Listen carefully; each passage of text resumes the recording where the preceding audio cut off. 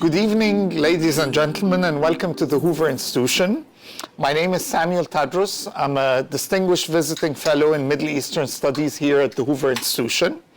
The Hoover Institution is an organization dedicated to seeking to improve the human condition and promote and advance ideas that promote economic opportunity and prosperity while securing and safeguarding peace for America and all of mankind. Two ideas that are deeply linked. With its distinguished scholars, renowned Hoover Library, and the distinction of counting two former secretaries of state among its scholars, the Hoover Institution, through its DC office, aims to build on that reputation and offer the DC policy community a chance to engage with the work of its scholars. Today, we will be discussing Purifying the Land of the Pure, a history of Pakistan's religious minorities, Farahnaz Ispahani's important new book. Chronicling the story of Pakistan's religious minorities since the country's establishment, the book documents how the combination of government discriminatory policies, attacks by violent Islamist groups, and societal intolerance transferred Pakistan from a country with a 23% non-Muslim population to one with merely 3%. But as tragic as the fate of Pakistan's religious minorities may be, this is not a book that can be catalogued as one dealing with religious freedom or pleading for human rights only. As Farahnaz clearly describes, the religious cleansing of Pakistan not only impacted the lives of its minorities, but transformed the country itself, from the vision of its founder to one whose mention in the news is constantly linked to extremism and suffering. As Leon Wieseltier described in his book endorsement on the book's cover, Farahnaz has written the chronicle of a country destroyed by its own intolerance. Farahnaz Ispahani is a woman of many worlds. She started her career as a print and television journalist before moving to politics. She served as a member of Parliament and media advisor to the President of Pakistan from 2008 to 2012, and championed there the rights of women, as well as fighting for the very minorities that this book discusses and tolerance in her country. In 2013, she moved back here to DC, where she is a global fellow at the Wilson Center. Purifying the Land of the Pure is an amalgam of those life experiences, carrying the journalist's quest for the truth, the patriot love for her country, and the scholar's deep dive into the history and societal trends of the country. The combination of these talents produces a book that is accessible yet deep, critical, but also one born out of love to one's homeland. As a matter of logistics, Farahnaz will be saying a few words on her book, after which I will be discussing the book themes with her until 6:30. I will then open the door or the floor for questions. Please join me in welcoming Farahnaz Ispahani for our conversation of her excellent new book.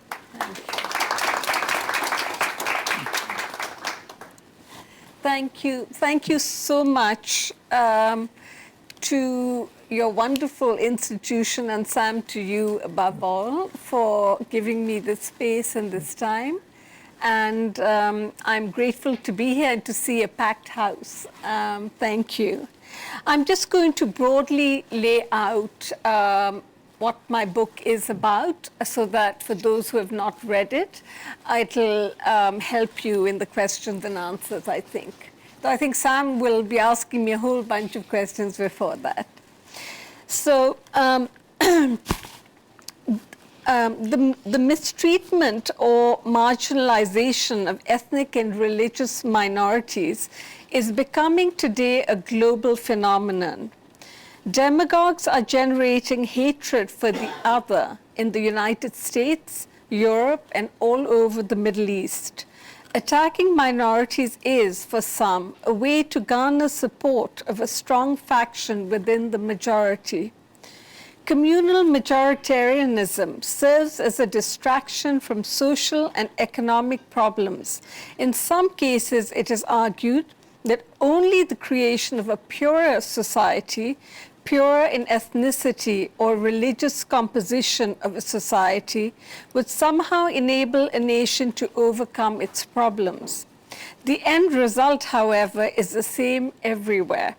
Violence against minorities is unleashed, causing grave human suffering. I have, as a human rights activist, and as Sam had mentioned out, a former member of the Pakistani parliament, I have been concerned about the treatment of religious minorities in my country, Pakistan. My book is an attempt to explain why Pakistanis minorities feel insecure and how the desire of some to make Pakistan the land of the pure in the strictest sense has resulted in the diminishing in the number of minority citizens and also the limiting of their rights. Pakistanis in recent years seem to be becoming more aware of the fact that the world sees Pakistan as insecure for religious minorities. After years of just appealing to majority sentiment, Pakistan's leaders are now engaging in symbolic gestures of concern for minorities as well. In 2015 and 2016, several such positive gestures were prominently displayed in Pakistan. Political leaders from various parties, the Pakistan People's Party, the Pakistan Muslim League, and the MQM participated in Diwali. Plans to renovate one of the oldest temples in Pakistan, the Qatas Raj Temple, were announced and work has commenced. On Christmas, Muslim politicians showed up at Christian celebrations to show solidarity with Pakistan's Christian community. And also, the Abdus Salam Physics Center was dedicated to Pakistan's only science Nobel laureate, who was an Ahmadi and was never honored in Pakistan solely on account of his religion. It appears as though, therefore, a rising violence against minorities has finally led to some pushback from civil society and ordinary Pakistanis, but the extremist wave has not subsided. Christians still continue to be charged with blasphemy. One high-profile case is that of Asia Bibi, an unlettered Christian woman who was accused of blasphemy after being involved in an argument with a group of Muslim women with whom she'd been picking berries. Last December, Asia Bibi spent her 7th Christmas in prison after a judge abruptly refused to hear her appeal. The Ahmadi community still remains besieged, and terrorist attacks on Shia Muslims have also not ceased. The day after the dedication of the Abdus Salam Physics Center, which was supposed to signal tolerance towards the Ahmadi community, a mob attacked an Ahmadi mosque in Chakwal.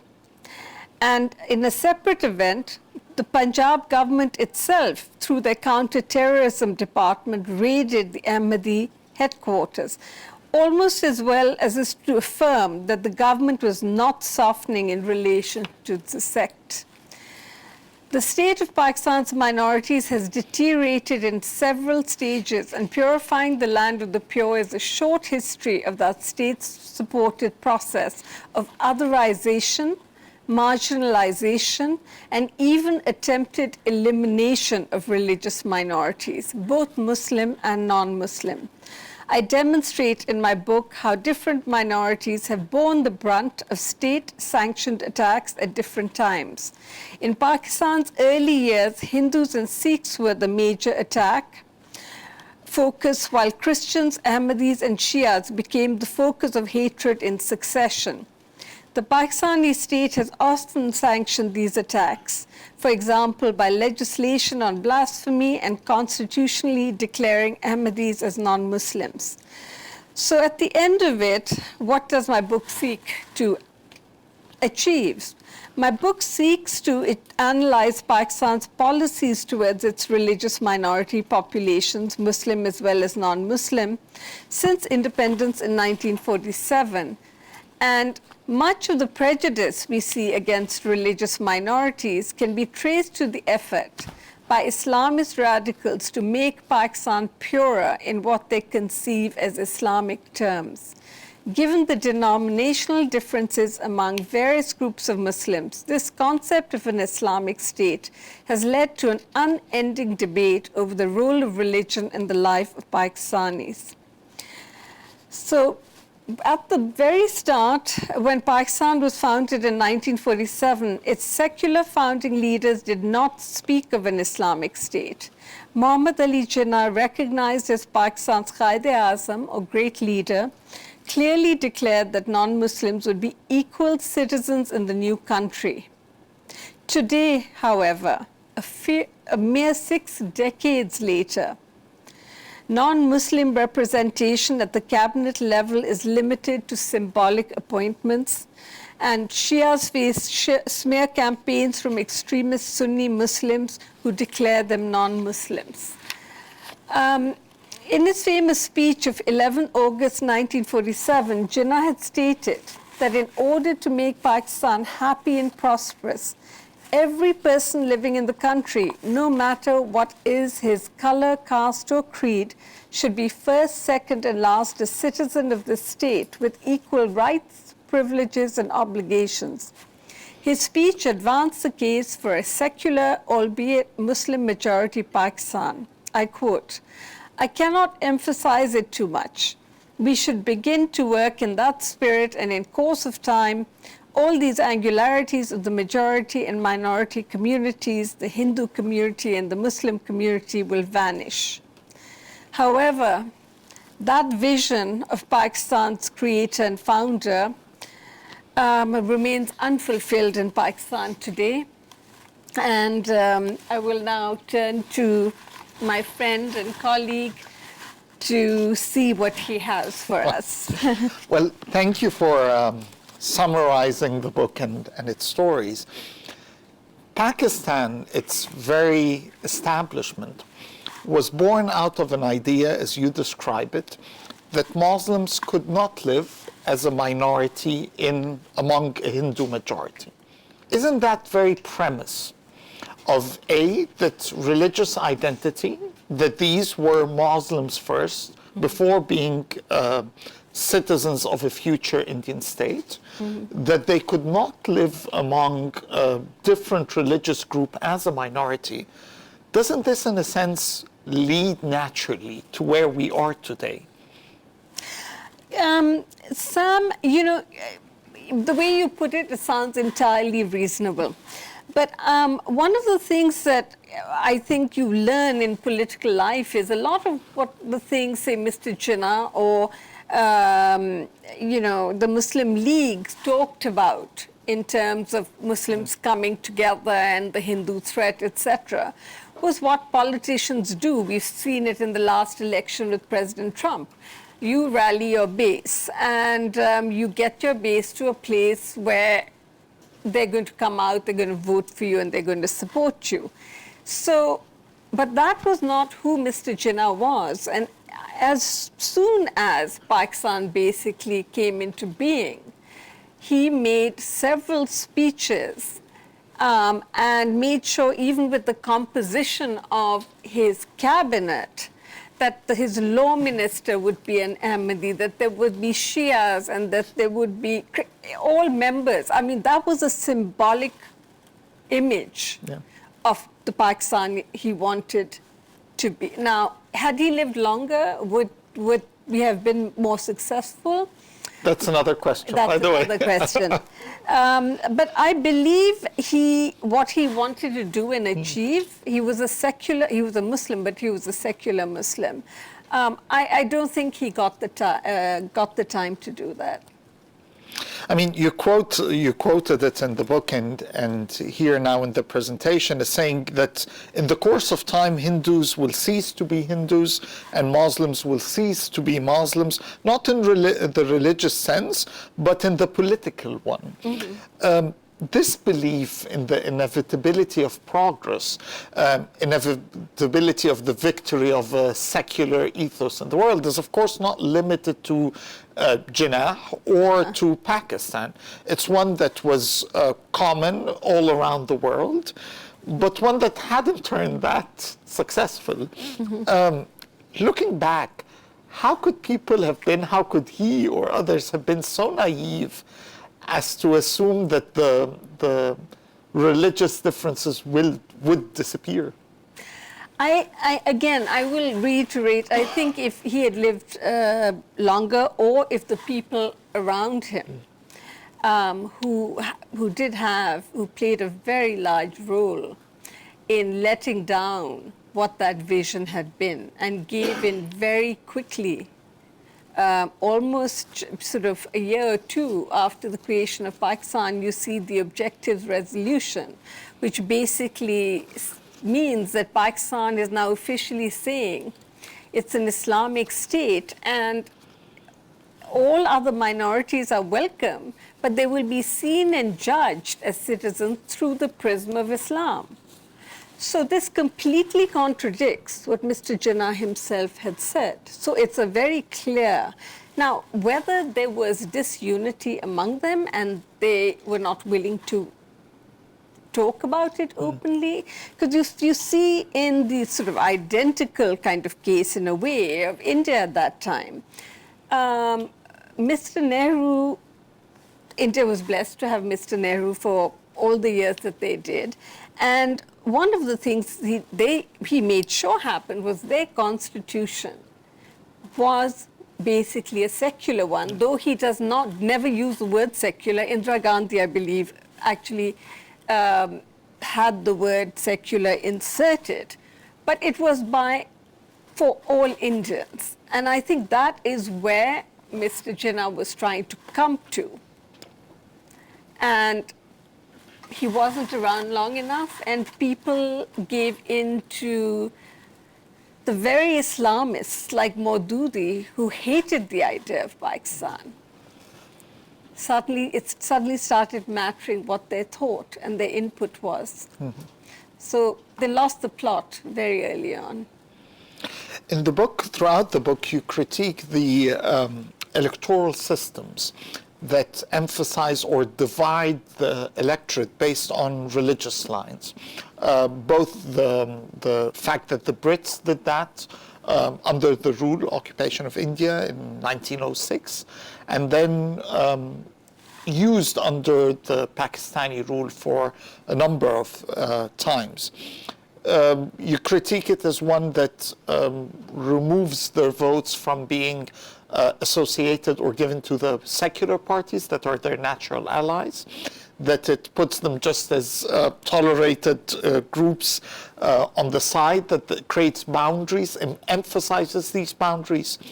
Yet at the same time, these, without these systems, in countries, my homeland of Egypt, others, where such systems did not exist, the result has been that religious minorities did not have any representation, that they weren't voted by the rest of the population. How do we create a balance between these two? I think the parties themselves, this is a job for the parties to do. And what the parties need to do is not have, a handful of minority seats. What they need to do is, in the way in Tunisia, etc., the effort to make more women at the head of lists, right? So they have a higher chance of getting in. That it should be done more like that, list-wise. So putting more, and that will bring in greater numbers into the parliament. Because we have seen a big difference just between the last government in Pakistan and this government, that the numbers of minorities have have gone down a great deal, and it's a very, very worrying thing, because these people have lost almost all their other leadership, community leadership, because so many people have fled. So, you know, there's the risk factor. The Ahmadis, for example, are now talking about the fact that we do not want our names on Ahmadi list, because then everyone will know we're an Ahmadi and who we are and where we live. And that is like a death sentence in Pakistan. Why can't we be part of the entire comprehensive list of voters? Why does it have to be Muslim and non-Muslim? It should be an overall voters who sign up with one party or the other, with one district council or the other, and that it should be done the way it is here. You can walk in and vote for a candidate without necessarily needing to know every little part of his religion. And in the real world sphere, I'll tell you something. I served with several Ahmadis in the Pakistani parliament. Now, people find that quite remarkable, but were they there openly as Ahmadis? No. They could never have won the elections. They would never, ever have been given a party ticket even. But they only spoke to me because I was so active in bringing up their issues. So they had to pretend to be Sunni, sort of Deobandi Sunni men to have that right. So I think that fact is between the risk and the honor of giving people equality. That is the only way to move forward with voting lists. From the moment of its independence, Pakistan adopted a permanent minority mentality. It's always under threat from India, from the Hindus. You quote Zulfikar Ali Bhutto, who wondered, how can Islam be in a danger in a country where Muslims are in majority? Why is that mentality so powerful and so dominating in Pakistan? That's precisely the fact that getting rid of Mr. Jinnah's vision has led to a problem when you decide that, oh, you're an Islamic State. Then every single thing you do has to be done through that lens. And then that lens becomes sharper and sharper and sharper. And so basically in my book, I talk about 4 stages of intolerance in Pakistan. The first one I call Muslimization, which is a massive decline in Hindu and Sikh populations between 1947 and 58. So at that point, you lose a lot of your minority population. And, you know, the Hindus and Sikhs some of them were landowners, some were commercial owners, they were very strong part of the communities in both Sindh and Punjab, and even KPK, so all over Pakistan. So you had this massive decline. So with these bodies and demographics goes their culture, right? That's the way I look at it. So the second part was Islamic identity. 2 parts to that. One was state-sponsored textbooks rejecting pluralism. And here you have General Ayub and others who make it in their anti-India phobia. You know, all our rulers have had different phobias, but his was particularly anti-Hindu and Bengali, which became Bangladeshi. So he started this textbook project between 1958 to 71, in which suddenly little children all over Pakistan, no matter which faith they belong to, would read things like, you know, Hindu temples are small, dark, and smoky. You know, mosques are clean, well lit, and you know, so you know, it's just this very strange. Hindus are, based on the Dravidians, so they're short, dark, and squat. The Muslims are based on the Aryans, their forefathers, so they're tall, fair, and good-looking. Good-looking was not just tall and fair, but good-looking. And I remember these textbooks, and I remember, watching them get worse and worse and worse and worse. And you start to think to yourself, how does a child, firstly, the child who is a dominant Sunni young man, he's reading that I'm pretty fantastic. And these people are really, they're not loyal to Pakistan. The Ahmadis are loyal to the West. The Hindus are loyal to India. So even the geopolitical messaging was in there, along the cultural along. And also in this Islamic identity point, you have the loss of East Pakistan in 1971, which becomes Bangladesh. And again, here you lose a strong Hindu population, and a strong and very active Hindu population, which had been a very good force in the undivided country. The one unit, there was strength in that. Then we go to Islamization, legislation against minorities. So here you come into the anti-Ahmadi law, the blasphemy laws, but all between 74 and 88. Zia-ul-Haq, it started under Bhutto, but Zia-ul-Haq really galvanized this. And the last phase is militant hostility, where we are today. Terrorism and organized violence, so 1988 to the present day. So this whole demographic change from the healthy 23% you brought up to of non-Muslims to only 3% today went through this Muslimization, Islamic identity, Islamization, and militant hostility as an overall framework.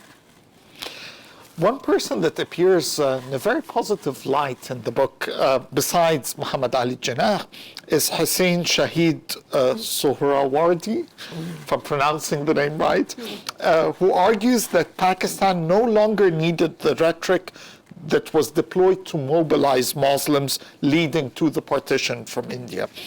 And yet there are others who argued, and you portray their arguments in the book, that the fact of the matter is that Pakistan was not a territorial state. It was not based on traditional basis as other nations. It was premised on that Muslim identity. You have a quote from General Ayub, who you just mentioned. Till the establishment of Pakistan, none of us was in fact Pakistani. If not Muslim, what possibly could Pakistan be? How do you forge, if you're the leader of a new country like Pakistan, and you're attempting to forge a new national identity, what alternative routes were there for them? You mentioned Bhutto, for example, holding a conference about history, and some suggesting a particular culture in the area that becomes Pakistan. But how do you build a national identity without Islam? You build a national identity based on the provinces and lands and peoples and languages that you have in Pakistan. We have people here in the audience today who is from a province that is like the, stepchild would be a polite phrase. So instead of taking the richness of the languages and the cultures and, all of that, deep richness, and sort of weaving that into Pakistan, that's who we are, and we have a lot to be proud of in our history, and we want to go forward in a pluralistic way, because some of these achievements and some of these beautiful remains were from Buddhist times, and some came from, these tombs have come from another time in history, etc., etc., etc. So it would have been very easy to look at the history of the land, to look at the languages and peoples, and have this pluralistic and beautiful country. But that was not what was chosen. for several reasons, which I'm sure you'll ask me. No, I mean, Pakistan stands, even without reading the book, Pakistan stands today as a cautionary tale of what politicizing religion, the attempt to manipulate it, use it, even by those who are not particularly religious, secular leaders, but nonetheless attempt to use it. It's a cautionary tale. And yet, while reading the book, every single ruler seems to repeat the same mistake.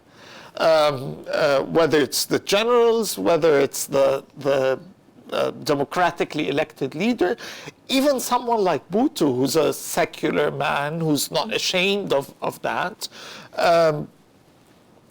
he's the guy who ends adopting or passing in parliament the worst law towards the Ahmadis. Why didn't anyone learn from his predecessor's mistake? I think the Pakistan case has been further complicated because of the role of the permanent establishment. The role of the permanent establishment has been that from when General Zia started developing these extremist Islamist terrorist groups, first to fight the war in Afghanistan, and the US and the Saudis were right there with us, financing those madrasas and training and arming these kids. And along with that came this ideology. That ideology has become the ideology of Pakistan. It has basically left no room for the ideology that I have, or Malik Siraj may have, or many other people from my country may have. Because I remember a different Pakistan. You see, Sam, I remember us growing up in this city where there were churches of all kinds of different denominations. There was a synagogue, there were Muslim places of prayer, there were places of many Hindu places of temples, places of prayer devoted to different deities, and everybody was living a normal life. We went to school together. We celebrated each other's. So it did in the beginning. It did. But when it came down to what do you do with these jihadis when they're not in India, doing naughty things, right? What they do in the winters when it's too cold to do anything up in mountains or in rivers or ports or fields or whatever. They come home and their favorite blood sport when they come home is purifying Pakistan of all of these dirty, non-Muslim influences, the purification of the land of the pure. But the trouble, in a sense, begins long before the Saudi influence. I mean, we in Egypt love to blame the Saudis for everything, of course. We were fine, great, cosmopolitan Alexandria. Then the Saudis came and the world was a mess. The reality is we have our own, and Pakistan had its own heritage of intolerance inside the religious groups locally developed. Oh, yeah. The attacks on the Ahmadis in the 1950s, this precedes the Gulf funding or the Saudi funding of Wahhabi texts and so on. What are these local sources of intolerance that were there? Where did Maududi and others come from?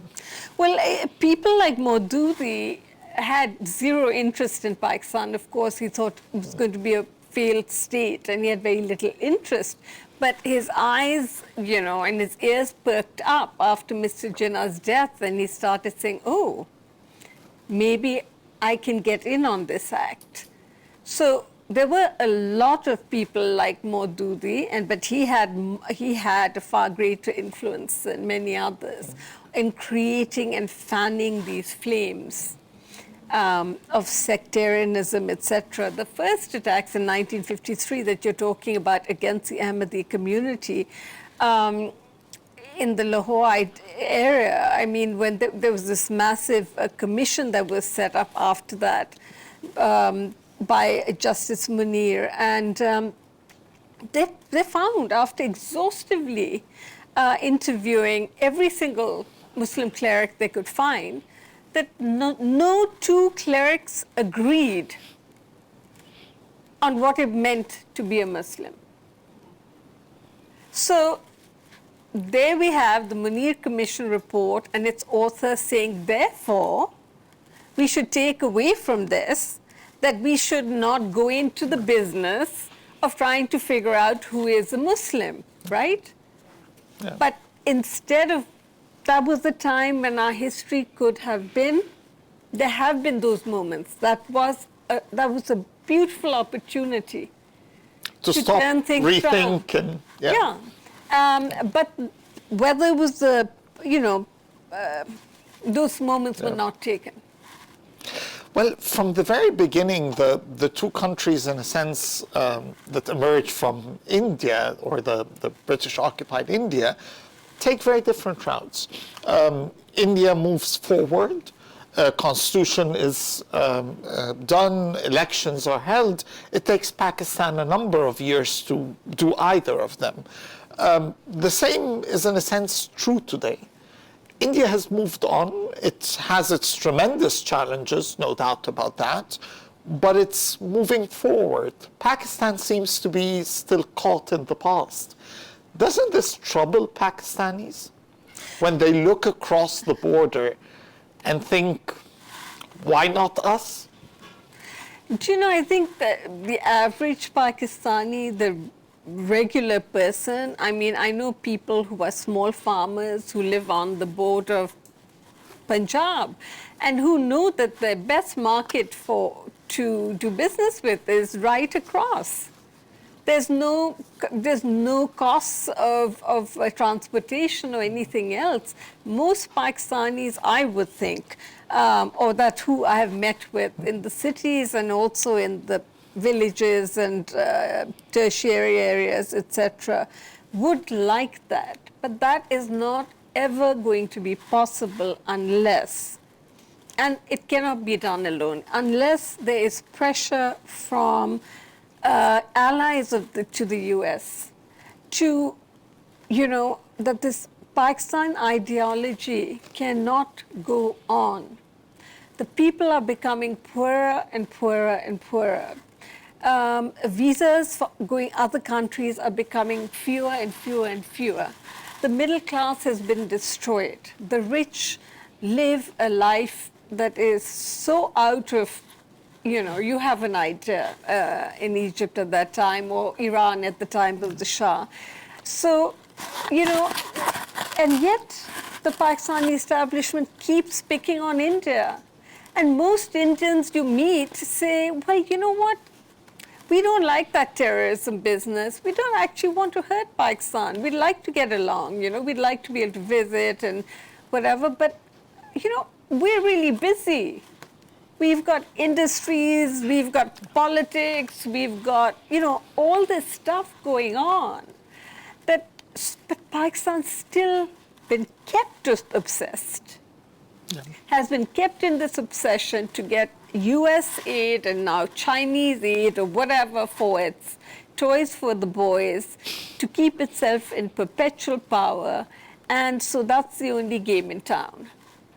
No, I mean, military boys love the big planes. There's no doubt about it, whether the No, but it's the ideology that goes along with it. Yeah. I mean, because that is what, to get out of that.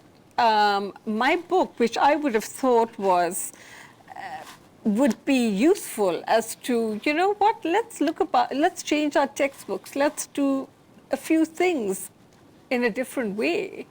But immediately the reaction was various people from the ISI writing articles under pseudonyms in English papers in Pakistan, saying that I was against the ideology of Pakistan and therefore a traitor. So, it's not funny, actually. It just really makes you very, very sad. But you can't give up, of course. So Sorry. This persecution of the religious minorities, it's often understood in Washington, as I said in the introduction, as a humanitarian issue, a religious freedom issue. Yet this has profound ramification for a country's future. One of the most remarkable scenes, I think, that you come out of the book, although there's a lot of tragedy there in the stories of the minorities, but just as a remarkable scene, Pakistan's only Nobel Prize winner returning to the country to hold a lecture, and his lecture is picketed. Mm-hmm. People are not taking pride that he is Pakistan's first and the first Muslim to win a Nobel Prize, but that he's Ahmadi and thus he's unpure. There was a similar episode when the first Muslim won an Oscar just a week or two ago, when Mahershala Ali won and I think the Pakistan's ambassador to the United Nations sent a congratulations, and then before realizing, oops, Ahmadi. Yeah, and deleting it. You know, I mean, the Pakistan is losing. It's losing talent, it's losing qualified people, scientists, people that a nation can take pride on. How is this not a security concern for a military or a military establishment that cares about the country? Aren't they worried about the loss of talent, that these people could serve the country as well? Well, firstly, you have geniuses like Dr. Abdul Salam, who was, at his time, I mean, you know, really one of the top minds. But then you also have another kind of Pakistani who goes to the Sevan Sufi shrine on a Thursday night. And those people are Hindus, they're Muslims, they're Shias, they're Sunnis. That's the bastion of the pluralism that I grew up in. Mm-hmm. But, you know, once they've gone through the Ahmadis, declared them non-Muslims, now they've decided that Shias are kafirs and, you know, unbelievers, and which must be killed. And now it's focused on the Sufi shrines, because it's sticking in their faces that these are places where there's music and there's dance, and men and women are expressing their love for the Sufi saint, you know, through music and through, you know, many different expressions, non-pernicious. And the fact that they blew it up on that day, it just makes you think, you know, that it's, the elites are elite, they'll be in, they'll be out, they come here, they'll sit here and they'll tell me I don't know what I'm talking about, and that Pakistan's really fantastic things are happening. And I say, yeah, there are fantastic things are happening, but, you know, for all those people whose only release is those shrines on Thursday night, they take their problems, they take their children, they take their families, they, you know, have a chance to get to a more emotional and a more spiritual place. Even those places now have become under attack. This, I mean, for this Sufi shrine, it's almost 1,000 years old. It's 800 or 900, almost 1,000 years old, of people visiting and praying, and one Thursday night. So I don't like to be depressing, but the trajectory is not going in the right direction, and we need the United States, which is having its own issues, but we need all our friends to really, if you say you care about Pakistan, you're an ally of Pakistan, the Islamic Republic, it cannot be that difficult to say that all your citizens should be able to pray in safety, that all your citizens should be able to be proud Pakistanis, that all your citizens should be Pakistani first. It's not impossible. We did have it. I remember it so well. There's always talk in the West about Islamic reform, modernizing of Islam. Mm-hmm.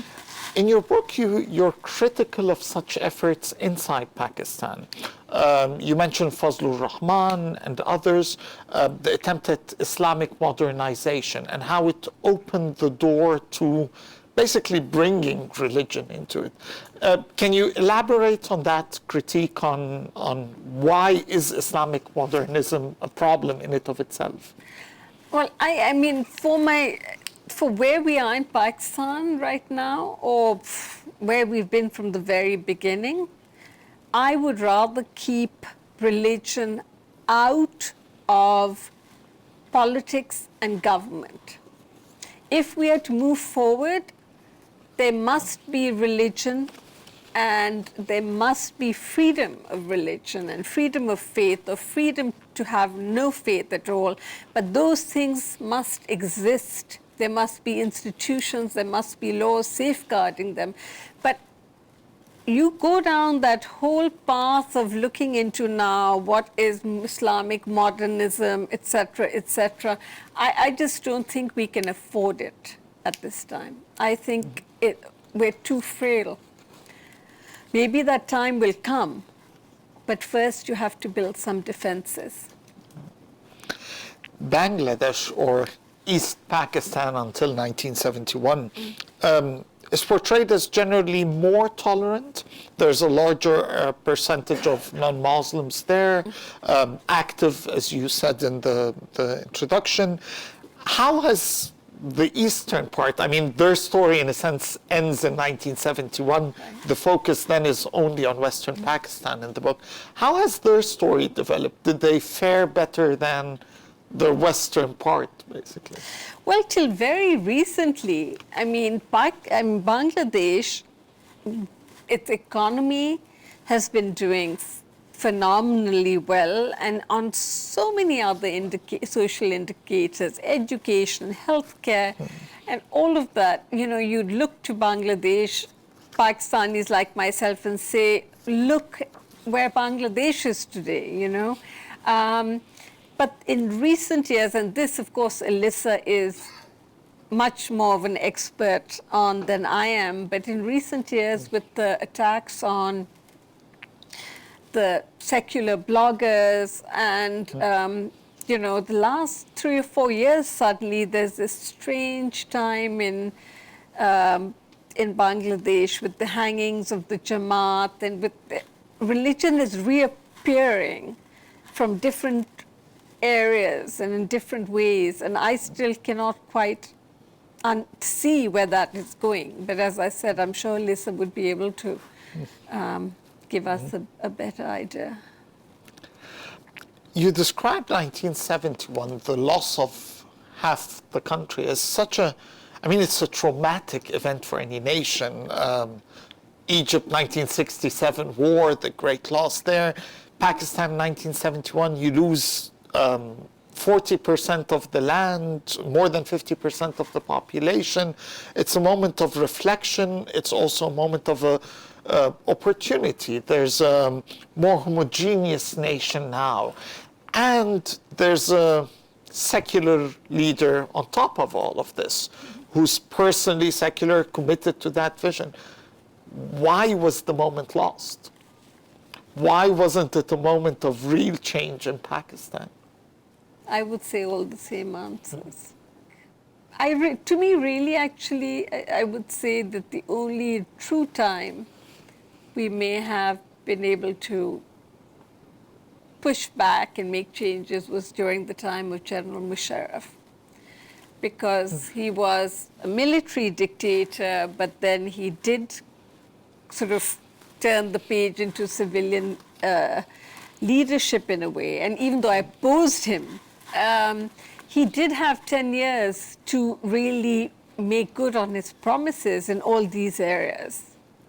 And I think he had enough time to do it. And he had the military's backing.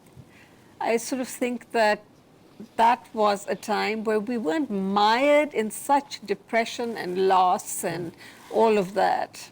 Unlike, 71. Yeah. This would have been an easier time.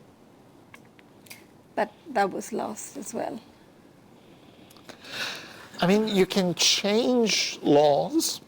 It's possible, given a more progressive thinking, onward thinking ruler. Much harder is to deal with the ramifications of the educational system. How do you change the educational system that has been completely Islamized, filled with this intolerance towards others? Do you change, I mean, it's always a question, do you change the curriculum, but it's taught by the same teachers who believe in these things?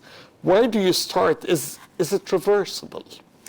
Yeah, I think last year, I believe, USEF, the United States Commission International Religious Freedom, did a report on textbooks in Pakistan, and they had identified these major areas which needed to be changed. And one of the things that happened was that the government of Pakistan and all the provinces accepted it, and when the textbooks came back again, 50% of what USEF had asked to be removed was removed. And there was an extra new 50% that was added, So that's, that's the kind of struggle. But the fact is that the pressure from USEF did manage to make them make those kinds of changes. I don't think all teachers in Pakistan are necessarily, Islamist. But a lot of them are just teachers.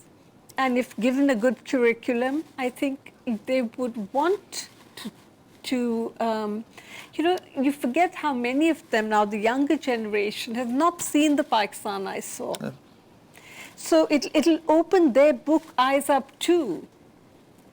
Everyone wants to do the best with young children, not the guys who run madrasas, but and on your question on that laws can be changed. My experience in Pakistan is a law that has to do with religion, the blasphemy law, the anti-Ahmadi law. Every time you try to even talk about these laws, people die. So that's the whole fight, is if you have a country and you have a majority religion, watch your laws very carefully. Every trip I make to India, I say this at every forum, that be very, very careful. You're multi-ethnic, multi-faith society, but there are many ways of expression. Do not allow any laws to be moderated or changed, or new laws to be brought on the books which could anyway impede on the religious freedom of all Indian subjects. Well, we have time for one last question before we open the floor for the audience. Is there still hope? Sam, for me, there's always hope. But then I'm a very, I guess you have to be optimistic. Think about it. My parents were born in one country. They came to this second country. I'm born in this second country. I think to myself, okay, this is my country now, good, bad, or indifferent. Got to make it work. Sometimes you're angry, sometimes you're bitter, sometimes you're tired, and then other times you just get down to it. And, you have happy moments. My book has been put on the curriculum of a class at LUMS in Lahore, and these are very important things. I'm hoping to get it translated into Urdu. It's not just my work. I mean, I think people are trying. There are many, and I see young Pakistanis today, my God, so uber talented. They deserve a better country. Definitely. On that optimistic note, let me open the floor for questions. There are mics around, so please identify yourself and then ask your question. My name is Malik Siraj Akbar. I'm a journalist. I write for the Huffington Post. One topic that I wanted to ask you is the new administration in the U.S. For people like you who are trying to bridge the gap between the U.S. and Pakistan, it's always a difficult task because if you work for the media, if you work for the human rights organizations, you would always be dubbed as a Western agent. Now, with the new administration that is somehow seen in Pakistan or in the Muslim world as anti-Muslim, how does that discourage people like yourself who are trying to explain America to countries like Pakistan, or where intervention this has to come from outside, say organizations like Human Rights Watch and Amnesty International? They have always been dubbed as Western, tools, and the governments get away with a lot of human rights abuses just by simply discrediting Human Rights Watch or CPJ. Now all these organizations are asking for a lot of donations within the U.S. because they think like there is an urgent situation within the U.S., how to protect journalists, how to speak for minorities. So how does that affect the work that you are doing or the work that needs to be done in countries like Pakistan in terms of USAID assistance or State Department assistance or organizations that condemn human rights violations? Thank you. Yeah, that's an excellent, excellent question. But I think there are different ways to get around to the same thing. So what I would say is, the new executive order that came out, President Trump's new executive order, for example. We fought very hard in this town, those people who work for religious freedom, to have a paragraph put in that Christians and Yazidis and others who've been at the forefront of the hatred and some, are completely facing cultural genocide as well as physical, that one piece of work that Secretary Kerry managed to approve after so many letters and so much work by so many people, it's been dropped from the new executive order. So, one is working on Pakistan, some angle shut, you'll find another one, but there are also other things. I deeply care about the Yazidis and the Christians in the Middle East, and that's as equal a fight to me, because whether I'm here or in Pakistan, all of this, we're all part of the same fight. Did I answer your question in a way?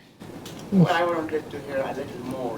Like in a situation when the State Department is somehow lost the moral ground to condemn certain human rights situations. Because in the past what happened, like if there's a statement from the State Department, Dawn and all these big newspapers would come up with editorials pressuring the Pakistani government that you've got to take care of it, otherwise we are getting defamed somehow.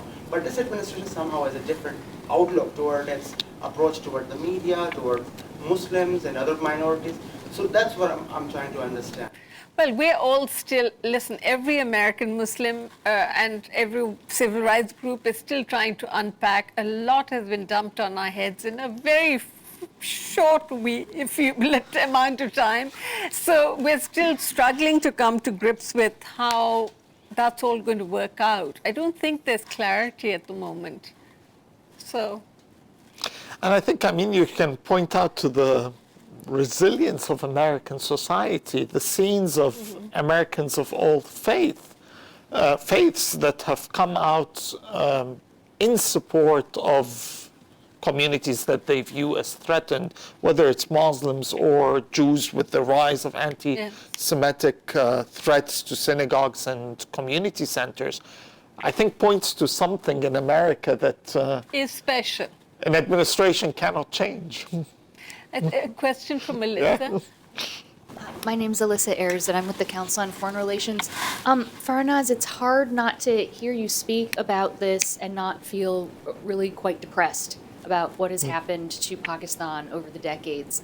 And yet, in the very end of your book, in the acknowledgments, you say, a pluralist Pakistan is the only way forward. So can you put your activist and politician hat on and try to sketch out how it might be possible to build more of a constituency for that pluralist Pakistan?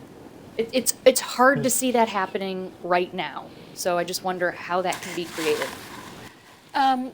It is very hard to see it happening right now, particularly because right now we're not very clear on what the US is going to be doing. And with countries like China, who are very popular in Pakistan, but who I do not feel will be very good for Pakistan. They come in, they take out your coal and resources and leave very little left. And they don't really uphold any of the rights and the freedoms and the kind of things that we've talked about today. So, I see very difficult days ahead. But, it's very difficult for an entire nation to fail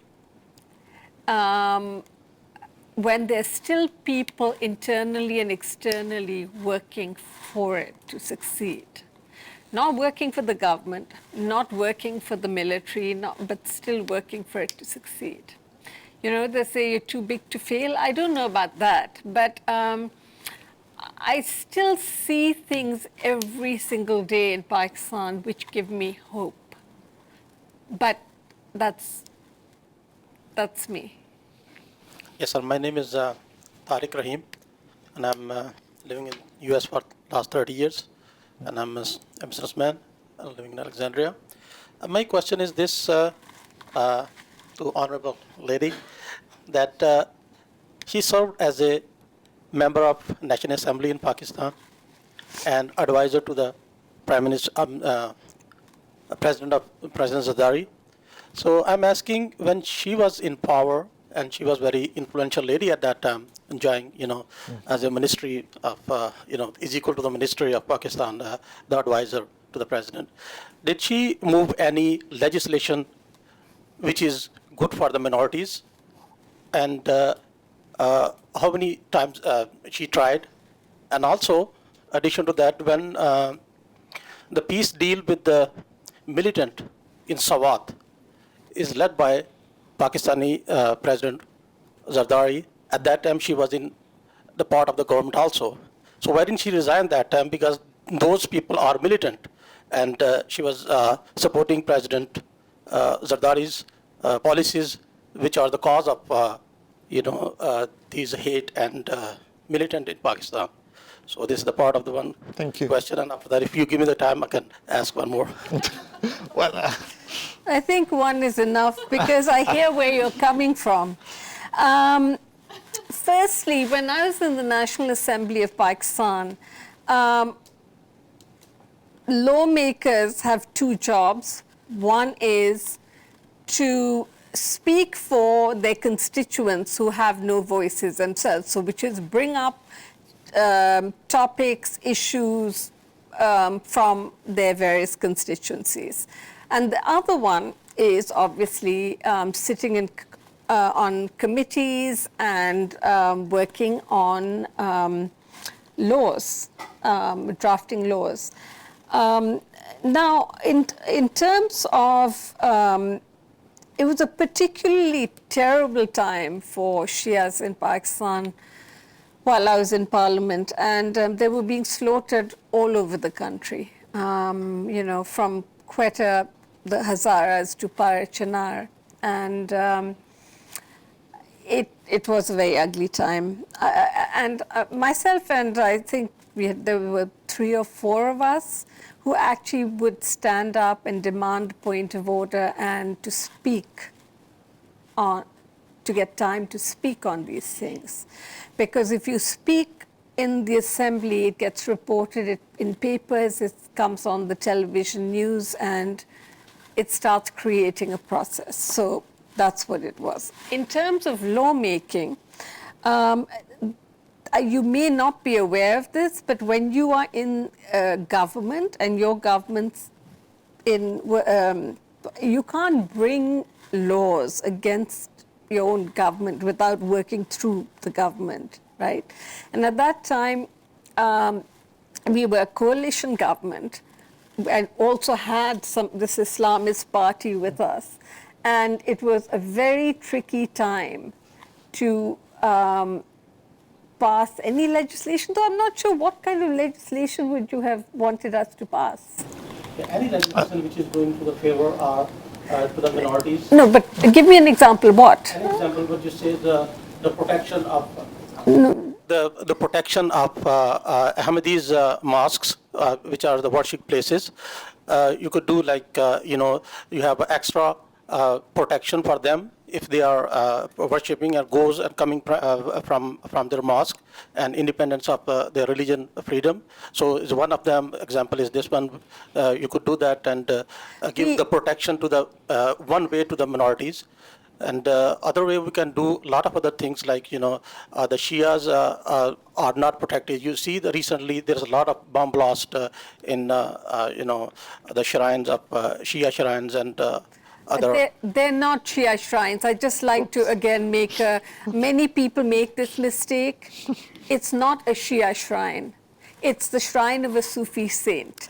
And that Sufi saint was neither Shia and Sunni. So I don't want to get into these kinds of... I've got your point. Yeah. Your point is that our government did not do enough, right? I will say something to you. During the time that we were in government, I lost 2 of my friends and colleagues.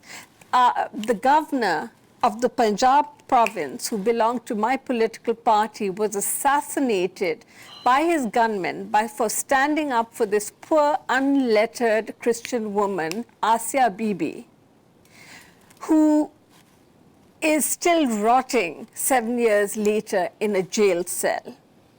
During our administration, our first Pakistani full federal minister, who was a Christian, Mr. Shahbaz Bhatti, who was my parliamentary colleague, and we worked on a great deal together, was also shot dead and found in a pool of blood. I was there at the morgue for both of these people. I stood on the streets with a handful of Pakistanis holding vigils across and being watched by undercover ISI intelligence people who were writing down our names and our car numbers. So I know what I was doing. I don't know, it may not be up to your standards, sir, but, I do think that we tried to do our best. We were not able to amend the blasphemy law. We were not able to do a lot of things. I agree with you. Still is over there, blasphemy law. And we'll have room for just one more question, and I want to give an opportunity for someone else to ask. Yeah, Please here. Hi, I'm Usma Ashraf. Just one personal comment on following up on his question, and then a substantial question. If we can just leave it to a question to Farah here. I would refer to the moral authority that you mentioned in your comment. Mm-hmm. When I used to work for an international organization and used to travel to US on G4 visa, I would get maybe 2 minutes to get through the customs and immigration. Since I became a permanent resident of this country, they have even made me stay overnight at the airport, going through the immigration. I'm like international traveler for the last 10 years and all that. So for me, when I go through personally those experiences, I feel I am losing that moral authority to judge Pakistani people back home, because people like me are getting so much of hard time getting into a country which has become my permanent home now. So to me, I don't know how we can justify things going here and how we can criticize things going back home. And my question is basically, it's like back home, and I look at Pakistan, it's not only the minorities, it's a general intolerance towards everybody. I'm unfortunately from a majority, Muslim majority sect, so I'm not a minority. But despite that, I am not very welcomed back home. We have to hide so many things so many times. We have so many covers, as you mentioned in your talk as well. How we can do this thing? Is there any hope that we can create this tolerance? like I said to Alyssa, there's always hope till you're dead, and then your children will pick up the baton. But I don't think what's happening in Pakistan with, I mean, God bless America, we have no blasphemy laws yet, and we have many problems. Yeah, many issues ahead and many fights here as well. And but I think, did you have a question? I'll just, yeah. I think we're out of time, so anyone can ask his. I work on counterterrorism, de-radicalization. My question is, recently in the UK we had a lot of attacks on Ahmadis by the Ubandi Muslims again. So the ideology is now seeping into the Western world. And you discussed how the allies need to come together and pressure Pakistan. Do you think we can use such issues to push them in a soft power diplomatic? Absolutely, and you know, that is something I've been talking about, because that shopkeeper who was killed in Glasgow, right? Yeah. And the person who killed him was from Pakistan originally, and in his jail cell in the UK, he was proselytizing. And that what he had done was making him basically a saint by killing this man who'd just gone to work in a, you know. So these things are becoming now, these things are crossing barriers. So the point is, it's all coming from a spring below. And so countries, I'm glad the UK needs to start thinking about it, the US needs to, and so. Well, thank you very much for your participation. And, thanks.